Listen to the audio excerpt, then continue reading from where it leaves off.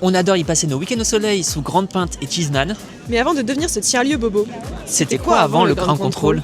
C'est dans les années 1920 qu'est construit ce centre de tri postal de la SNCF. Le lieu est stratégique, il est à 400 mètres de la gare de Lyon.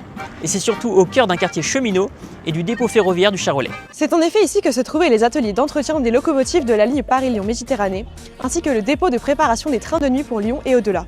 Dès 1923 donc, on va rajouter tout un complexe de télécommunications. Une halle des messageries, Grand Contrôle, un bâtiment des messageries et un bâtiment des télégraphes. Sous la grande halle de 4500 m² arrivaient les trains chargés de courrier. Et dès 1984, elle devient le terminus du TGV postal, le fameux TGV jaune de la Poste.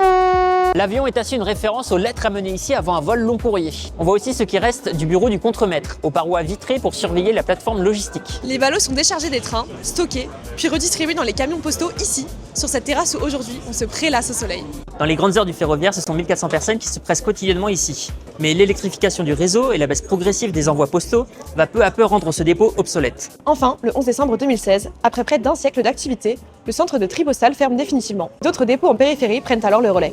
Le lieu accueille alors le Grand Contrôle, tiers-lieu culturel, tandis que le temps efface les rares vestiges du quartier cheminot qui se dressait ici.